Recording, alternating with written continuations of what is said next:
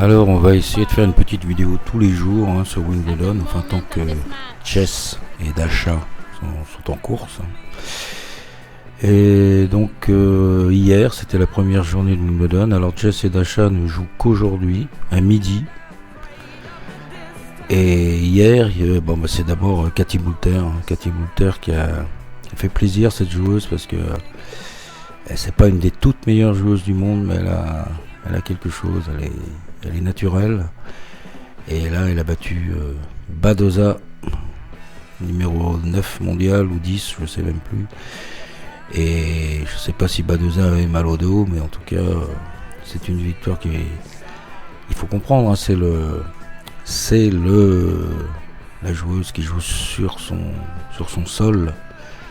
Et elle est elle est britannique jusqu'au bout des ongles, et ça fait vraiment plaisir, ce type de victoire. Et donc il n'y a pas eu tellement de surprises dans cette première journée, à part Ostapenko. Mais est-ce que c'est une surprise? Ostapenko qui a été battu par Sonny Kartal, encore une britannique, c'est celle qui avait battu Kasatkina au premier tour de Queens, avec son physique un peu masculin. Alors Ostapenko l'avait battu la semaine dernière au tournoi d'Esbron, et là c'est Kartal qui a pris sa revanche. Alors c'est marrant ce point, parce que on aurait aimé voir le visage d'Ostapenko, qui est toujours très marrant avec ses mimiques. Elle lâche sa raquette, mais enfin c'est assez marrant. Voilà, plus d'Ostapenko déjà, et plus de Jabber. Jabber qui a 30 ans, et en fait on a l'impression qu'elle aura fait sa carrière sur une période très, très limitée, entre 25 et 30 ans. Alors je sais pas si elle reviendra. Moi je pense qu'elle faut jamais enterrer une grande joueuse. Alors peut-être qu'elle a toujours des problèmes physiques, ou je sais pas, elle a abandonné au deuxième set contre une joueuse qui s'appelle Tomova, qui est pas une des meilleures joueuses du monde, mais que voulez-vous. Mais en dehors de ces deux défaites, les principales favorites en tout cas ont gagné, Svitolina facilement, Sabalenka, Raducanu a gagné aussi, Madison Keys très difficilement contre Ruse, qui est une très très bonne joueuse. Paolini aussi a eu du mal contre Sevastova. Alors Sevastova c'est presque une revenante, c'est une joueuse qui a été très bien classée, qui est une très très bonne joueuse. Paolini a eu beaucoup de mal, elle a perdu le premier set. Elle a eu du mal dans le deuxième set, elle a fini par renverser la situation. Je suis pas sûr que Paolini ait eu raison de changer d'entraîneur. Je pense qu'elle joue moins bien tactiquement, mais enfin elle a gagné. Et pour le reste, il y a eu beaucoup de matchs, puisque le premier jour c'est 32 matchs. Je parle que les femmes, 64 matchs les deux premières journées. Pour le reste, il n'y a pas eu Osaka. Alors Osaka, elle a eu un peu de mal contre une jeune Australienne. Il y a plein de jeunes qui arrivent, qui s'appelle Gibson, et elle a gagné en 2-6. Elle était malgré Gibson. Tyla Gibson, elle a servi 2 fois pour le gain de 2-7. Ok, c'est une joueuse qui a 21 ans, et il faudra la surveiller. Voilà, enfin bon. Alors Osaka est restée après le match. Elle a fait des selfies, des photos pour les supporters japonais qui étaient là. Je sais pas, ça a duré peut-être, j'ai pas chronométré, ça a dû durer au moins 10 minutes, peut-être plus. Alors je me demande si ça avait pas un rapport avec Mouratoglou, qui avait dit qu'il n'y avait plus de stars dans le tennis féminin.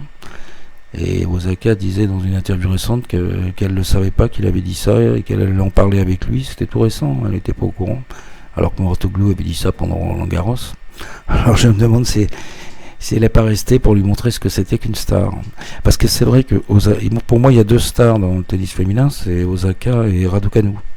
Osaka, c'est-à-dire qu'il y a quelque chose qui émane de ces 2 joueuses, qui est très particulier. Il y a une forme d'aura qui n'existe pas chez les autres joueuses. Alors Sabalenka, évidemment, mais c'est pas vraiment une star. Sabalenka, c'est plutôt on lui taperait bien sur l'épaule, quelque chose d'un peu marrant. Swiatek, elle est sinistre, donc elle a rien, elle n'exprime rien. Coco Gauff, bon, c'est pas passionnant. Alors Osaka, je sais pas si c'est les mystères de l'Orient, mais elle a quelque chose de fascinant. Et Raducanu, Raducanu, c'est la petite ingénue qui est très... Voilà. Donc les stars existent. Monsieur Mouratoglou qui est un type plutôt sympathique d'ailleurs. Je pense que je sais pas si c'est un bon entraîneur pour Osaka, mais en tout cas la façon dont il la couve quand elle joue, en tout cas de ce point de vue-là, je pense qu'il a eu une très bonne attitude quand il la regarde sur le court. Je sais pas s'il l'entraîne bien, etc., mais de ce côté-là, je pense qu'il a une vertu très positive. Voilà. Alors sinon, pas de surprise. Svitolina a gagné.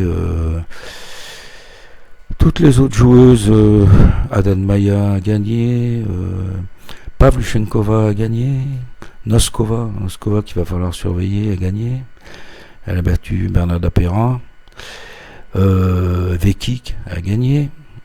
Anisimova, alors elle a mis un carton à la pauvre Putintseva, qui vraiment cette année ne fait plus rien. 6-0, 6-0. Je crois en 43 minutes ou quelque chose comme ça. Schneider a gagné contre Ushijima, celle qui avait battu Pegula au tournoi de Madrid. Voilà, donc Mertens a gagné, enfin toutes les... Aisling Kruger a gagné aussi, mais Aisling Kruger, c'est une grande joueuse, 1m85, une jeune joueuse américaine, un petit peu une sorte de, je sais pas, peut-être de Rybakina. Elle est 31e mondiale, mais ces derniers temps, elle fait plus rien. On ne sait pas ce qu'elle a, Aisling Kruger. Et elle a battu une joueuse qui est une wild card, donc il y a pas, qui est très très loin au classement. Une joueuse de 16 ans qui débute. 6-3, 6-2. Aisling Kruger, je ne sais pas si elle va faire long feu dans ce Wimbledon. Mais enfin bon, elle a quand même gagné. Voilà, donc il s'est passé rien de particulier. À part les défaites d'Ostapenko et de Jabber. Ah oui, il faut parler du match entre Vondrousova et Kessler. La pauvre Kessler qui était menée 6-1, 5-1 et qui a réagi à ce moment-là, qui est revenu à 5-5 et qui ensuite, c'est souvent comme ça, a perdu le deuxième set 7-5. Je ne sais pas si elle a vraiment cru en ses chances, Kessler. C'est dommage, ça aurait pu être un grand match, mais et je trouve pas que Vondrousova ait laissé une très très bonne impression sur ce match. Dès qu'elle a été un peu titillée, elle a commencé à plier. Mais enfin, on verra, parce que Vondrousova, elle est considérée comme peut-être la grande favorite de Wimbledon, par certains. On verra. Je suis pas sûr qu'elle... mais enfin, c'est... Bon, déjà, elle a battu Kessler, c'était peut-être le match le plus important de ce premier tour. Moi, j'ai beaucoup d'admiration pour Kessler. C'est une joueuse de 25 ans, mais qui a commencé vraiment sa carrière à 23 ans. Et elle est assez maigre, elle paraît rien, mais c'est une joueuse qui a beaucoup de qualité. Mais je pense pas qu'elle ait pu les exprimer totalement. Hier, elle est peut-être partie un peu en dedans. Voilà. Bon, enfin, voilà ce qui s'est passé à peu près hier. En résumé, alors aujourd'hui, c'est le grand départ pour Dasha et pour Jess. Écoutez, je sais pas pourquoi, mais j'ai un mauvais pressentiment. Alors j'espère que je me trompe. J'ai un mauvais pressentiment pour Jess, pour Pegula. Je sais pas. Alors peut-être parce qu'elle a eu une semaine très longue la semaine dernière. Peut-être parce qu'il fait très chaud, peut-être parce qu'elle a 31 ans, et peut-être aussi parce qu'elle joue Cocciarito. Alors Cocciarito, c'est la joueuse italienne. C'est la continuation d'Errani, de Trevisan, de Paolini. C'est une petite joueuse, 1m, je crois, 66. Elle est très jolie, je trouve, Cocciarito. Et puis c'est une très bonne joueuse, avec toutes les qualités des joueuses italiennes, c'est-à-dire elles savent maintenir la balle dans le court, elles savent prendre les initiatives quand il faut, très très bonne tacticienne. Alors elle manque peut-être un peu d'envergure et elle n'a pas de très bons résultats. Elle a quand même été, je crois, 29e mondiale et aujourd'hui elle est au-delà de la 100e place, elle est 116e. Elle n'a pas de bons résultats depuis le début de l'année. Mais elle a recommencé à montrer le bout de son nez là, dans les tournois sur herbe. Elle faisait les qualifications, elle a quand même battu Bernarda Pera. Et elle a battu 2 fois la Mens, qui est 69e mondiale. Et sur herbe, hein, donc, a priori c'est pas ça. Enfin, théoriquement, hein, je sais pas trop au fond, peut-être qu'elle est bonne sur herbe comme sur terre battue. Mais je suis inquiet, je sais pas pourquoi.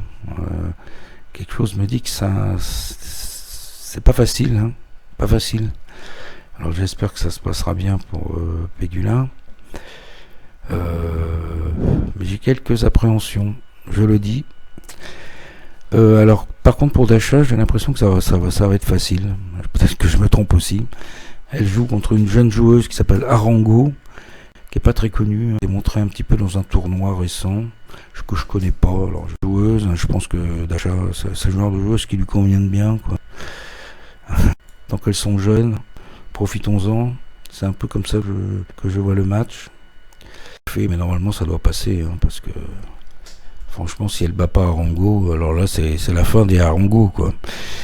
Non, ça devrait passer pour Dasha. Et puis pour Pegula, j'ai peur. Voilà, on va se retrouver demain si j'arrive à tenir le coup. Et puis on va croiser les doigts pour nos 2 championnes. Merci.